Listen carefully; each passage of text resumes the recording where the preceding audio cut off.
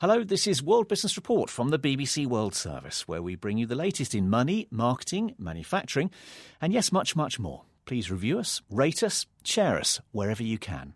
BBC podcasts are supported by advertising. Sometimes directions can create leaders, not just followers. The EY Microsoft Tech Directions podcast offers a direct route to the summit on ideas for leadership around digital and tech. In the next episode, Microsoft's Global Head of AI Solutions, Stella Solar, and EY's Data and AI Leader for the Americas, Hugh Bergen, look at AI and the C-suite. The EY Microsoft Tech Directions podcast is out now. Listen wherever you get your podcasts. Hello, welcome. This is Fergus Nicol with the BBC's World Business Report. In a moment, our main headline: there's anger in Ukraine as Germany presses on with a big Russian pipeline through the Baltic Sea, and lost transit fees are only part of the problem for Kiev. Also coming up, information about Saudi Aramco's dealings with its contractors has been exposed in a data breach. They have already given what we call a taster to prove that they actually have data on the organization and the contracting company. Now they are expecting for a payday to occur. And later, why do so many big companies refuse to acknowledge disability, let alone factor it into their recruitment processes? 90% of companies that were public about really committing to diversity and inclusion, only 4% consider disability, which we think is an inclusion delusion. Those headlines coming up at the next half hour. Welcome to World Business Report. When oil or gas is moved by pipeline from a producing country to the consumers buying the fuel, it's sometimes more complicated than simply flowing from A to B. The route of the pipeline, and specifically the transit fees that are often part of the process, can bring in one or more third-party countries to the decision-making process. That's what's been going on with the arguments over a second Nord Stream gas pipeline between western Russia and northern Germany, running alongside Nord Stream 1 under the Baltic Sea. Because the big loser in the plan is Ukraine, way off to the south. Now the United States says it's reached a deal with Germany to prevent Russia from using Nord Stream 2 gas to achieve political leverage over Ukraine or Europe.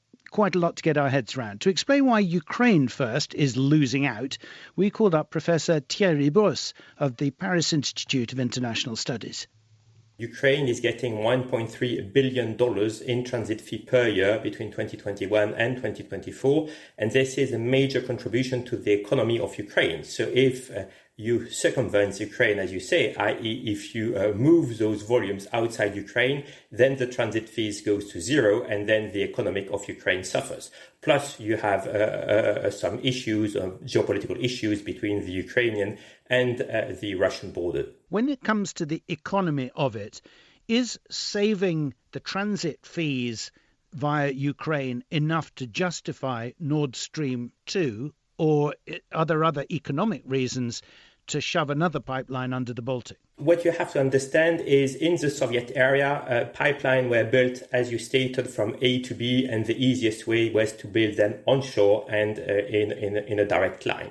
With technology, we were able to move those offshore now, and this is new technology. And again, if as the Soviet Union is not there any longer, for Russia, it is also a geopolitical incentive to move this gas outside of Ukraine, i.e. it provides less economic benefit to Ukraine, but it also allows Russia to mitigate any kind of transit risk that it could face if Ukraine were going to behave in a way the Russian fear. And presumably we're talking substantially increased volume if Nord Stream 1 isn't enough and we need number 2 parallel.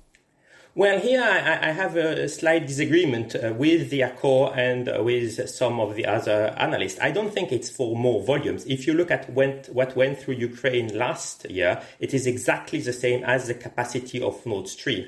And Russia has been willing to build this pipe to be able to circumvent Ukraine. So it's not much more gas. It's moving this gas away from Ukraine into Nord Stream 2. Give us the argument from the German perspective. Why are they so determined to have this pipeline succeed? Why the German wants this is because it puts back Germany in the middle of Europe. You know that in the gas industry, we've followed the UK legislation. We've been unbundling the gas network. And so therefore, if you put all the gas that comes from Russia in Germany, then the value of the German network goes up.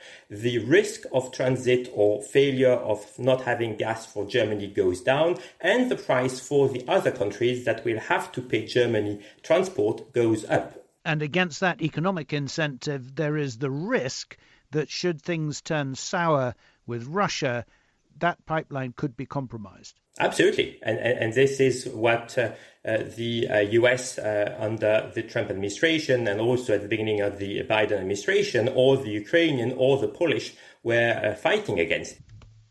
Our thanks to Professor Thierry Brousse in Paris. To emphasise the point about the deal between the US and Germany, I mentioned a minute ago, and to hammer home America's declared commitment to Ukraine, this was the US State Department spokeswoman Victoria Nuland speaking the past 24 hours. The Nord Stream pipeline is a bad deal, as we have said. It increases dependence on Russia. It increases dependence on hydrocarbons. If we had not had this agreement, Ukraine would be at considerably more risk. Germany has committed in this agreement with us that should Russia attempt to use energy as a weapon, Germany will take actions at the national level to limit Russian export capabilities to Europe in the energy sector. This is a bad situation and a bad pipeline. Well, Hanna Hopko is a Ukrainian politician. She used to chair the Parliamentary Committee on Foreign Affairs in Kiev. I asked her whether those American reassurances were enough. Of course not. The key question for us is security issues. You remember this spring, the Russian build-up at the border of Ukraine. You never know when Putin could start again his attacks. But in case of Nord Stream 2 completion, we could see the full-scale aggression in Ukraine. Is there a specific threat that you believe Russia poses now? Of course, because now our leverage is Putin is interested in transporting Russian gas through Ukrainian territory. Having Nord Stream 2, he doesn't need Ukraine. Nord Stream 2 is a kind of invitation for the full-scale war against Ukraine. If those fears are realized, do you have confidence that the parties to this agreement, the United States and Germany, would come to your rescue? What are the mechanisms? How they could help us? The only real security guarantees, I think NATO could protect us, the membership in the alliance. How far short of what Ukraine has been earning in transit fees is the compensation agreed between the US and Germany? It's not a compensation, because how you could compensate if tomorrow Putin will use all his military? The money we will receive, they are not even reaching the level of compensations what we are receiving annually from the transit. Nord Stream 2 creates security risks. So for us, security first, then economic compensations. That's Hanna Hopko speaking to us from the Ukrainian capital. This is World Business Report. Barely a week goes by, it seems, without another big corporation or government department experiencing some kind of data breach. The latest is Saudi Aramco, the world's most valuable oil producer. Asked what exactly had happened, the company released this short statement. Aramco recently became aware of the indirect release of a limited amount of company data which was held by third-party contractors. We confirm that the release of data was not due to a breach of our systems, has no impact on our operations, and the company continues to maintain a robust cybersecurity posture. So what do we know about the data that was stolen, the price that those responsible are demanding, and what they're planning to do with the data, assuming a ransom's paid? Chris Kubeka is a computer security researcher who got Saudi Aramco's network back up and running when it was hit by a cyber attack back in 2012. Is this one anywhere near as serious? What it appears to be is some data about the company and the contractor relationship. That can include things like research and development, business as usual, and information about infrastructure that belongs to Aramco. What do we know about a ransom demand in the context of this hack? Some might say it's a ransom demand or extortion. I would say it's more like cyber blackmail. They have already given what we call a taster to prove that they actually have data on the organization and the contracting company. Now they are expecting for a payday to occur. And if we've learned anything from the last few incidents, including the Colonial Pipeline in the US, we covered that pretty heavily on this program, everybody pays. Especially if it's an amount that isn't that much. It's one thing to say we want $10 trillion, but it's only 50 million. So it's much easier to pay. And unfortunately, like other cases of blackmail and the physical world, how do you know if the criminal entity is actually going to give you all copies of that data and not use it some other day? Yeah, that's crucial, isn't it? Because who knows, they may even have insurance, as many have now secured, against the day that this happens.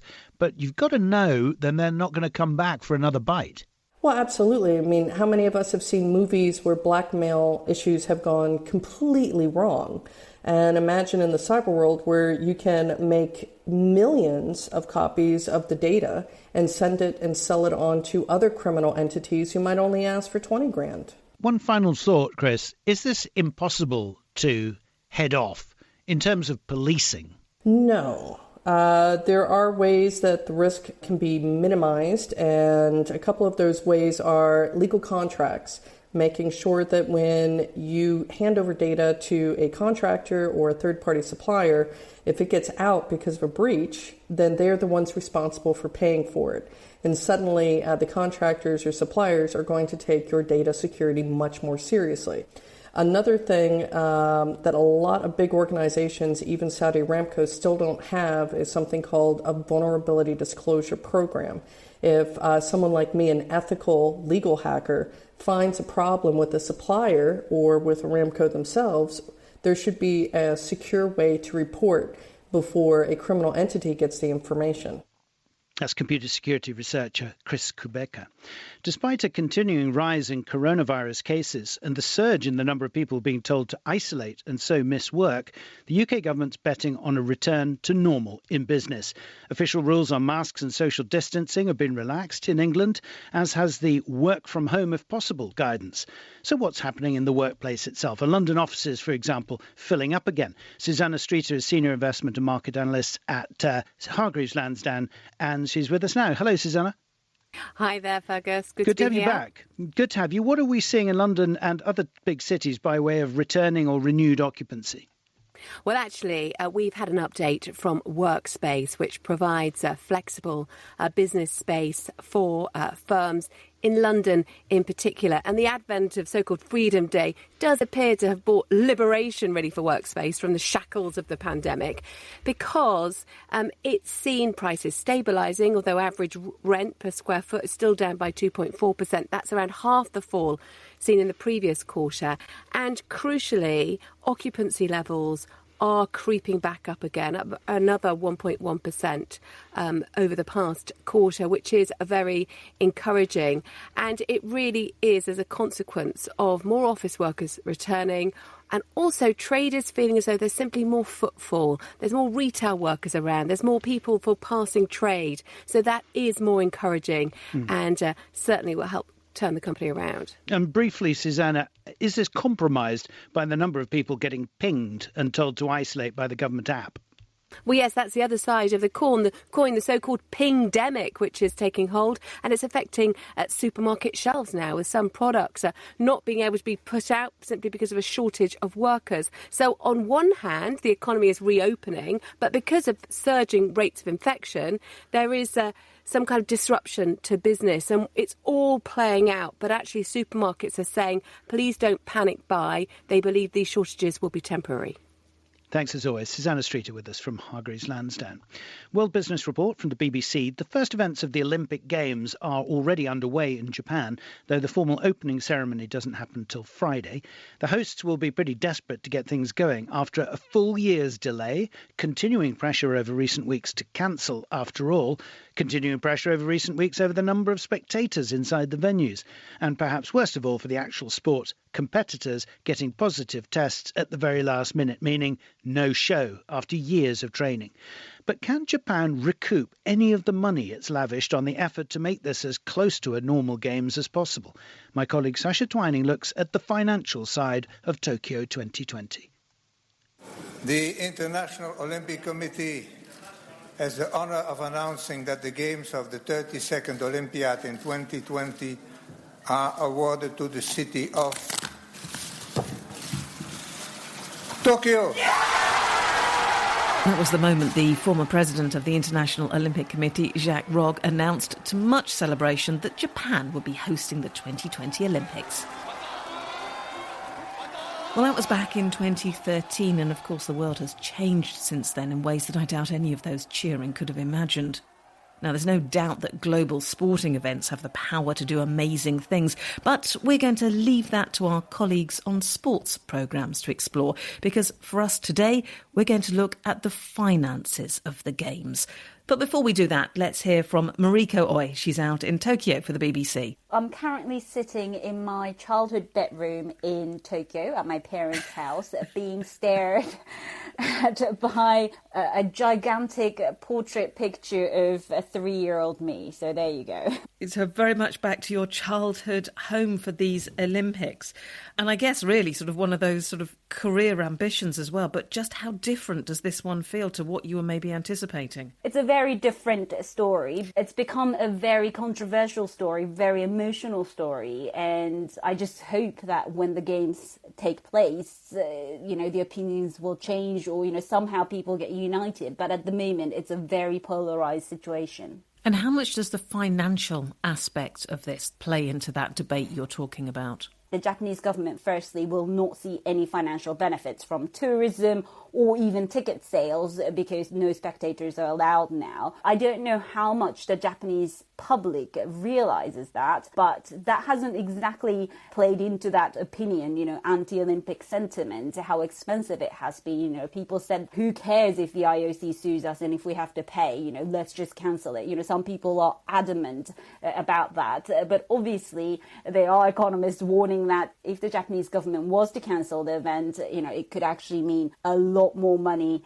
that the taxpayers basically will have to pay.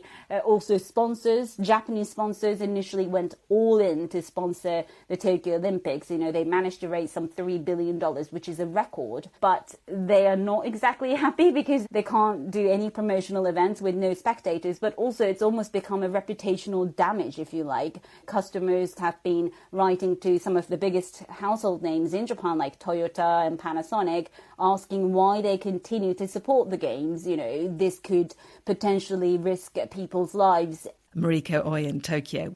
So let's look at the finances in more depth. Now, it's fair to say that if you wanted to boost your country's bank balance, hosting an Olympic Games is not the first thing you'd choose.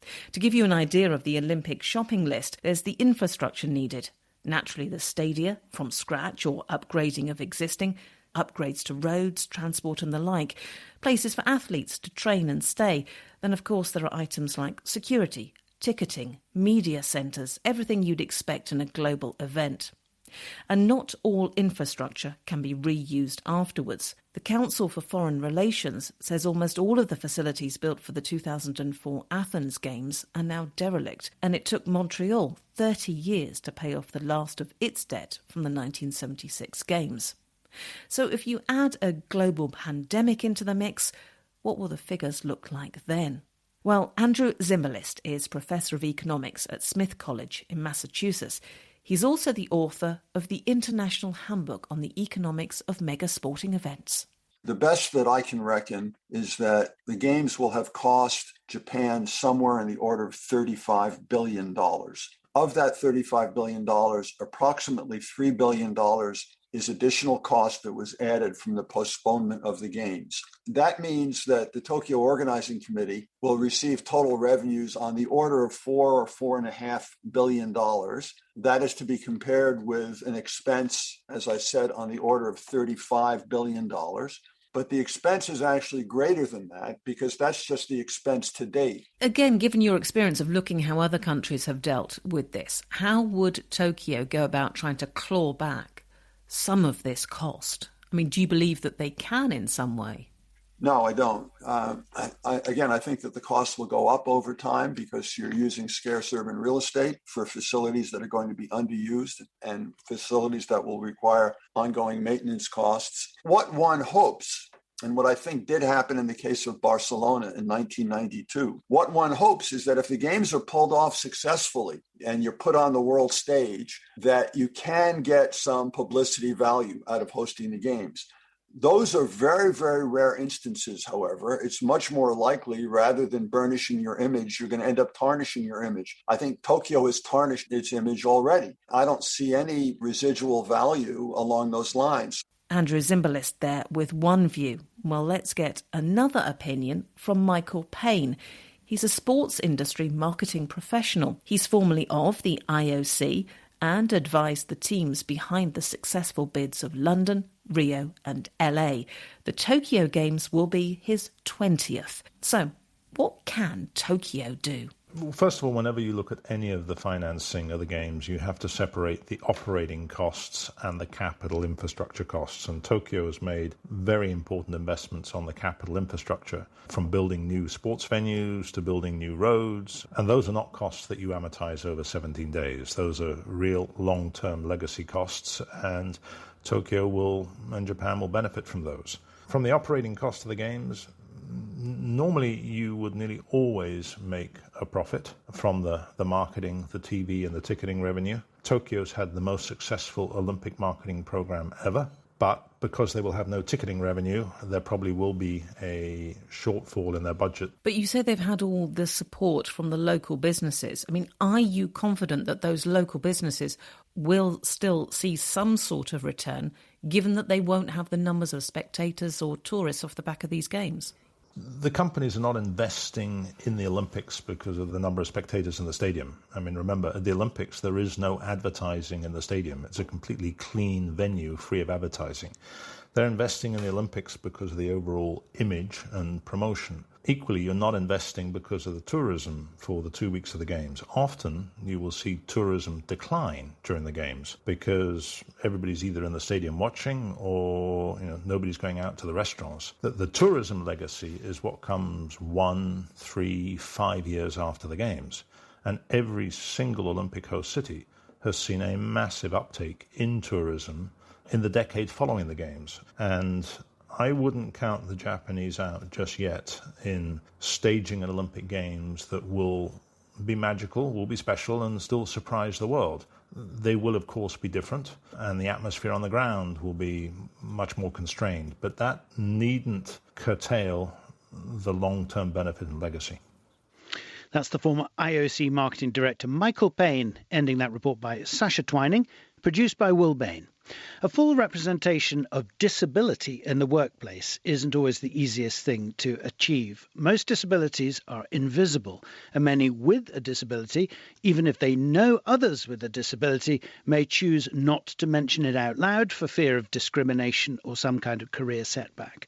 Caroline Casey was confirmed as legally blind when she was 17, but she has since campaigned for our biggest companies to recognise the value of colleagues with disabilities. Recently, she succeeded in persuading the CEOs of 500 major global corporations to commit their boards to disability inclusion. I asked her why this was such an important step forward. I mean, this is now the biggest CEO collective in the world, which is accelerating disability business inclusion through business. And we believe the power of business to drive social change. It's what society values is led by business. And who is the most powerful force in business? It's the CEOs. And so those choices the CEOs make, the attention the CEO puts on something, the intention that they have, is when we can really see business change. So how did those conversations go when you were talking to Microsoft, Google, Virgin, Prada, Coca-Cola, Royal Dutch Shell, and many more? Were they saying, oh yeah, we just didn't get it? Or were there obstacles that had previously been put in place that they could see how to remove? Well, look, for starters, we did a piece of research actually just before we launched the Valuable 500. And it said 90% of companies that were public about really committing to diversity and inclusion, only 4% consider disability, which we think is an inclusion delusion. So I think there was a few things. The companies that you've just cited there are companies that already had taken a leadership position. I mean, Microsoft with Satya Nadella, who has family members with lived experience. Google had been pushing towards it. There's many organizations that had already begun the journey. But that was many of them very in a piecemeal way, or sort of disability on the edges, and it not being integrated and it not being strategic. So really it was the companies that have come into the Valuable 500 are at 3 levels: beginning or scaling or at leadership level. And we didn't really care at what level they were, but I can tell you we did speak to 2,000 companies to get 500 committed. So just think about that. And I'm often asked, why did companies... What's the difference? The company said yes and no. Well, the reason is I think the companies that have said yes really see that this is no longer just about a business case.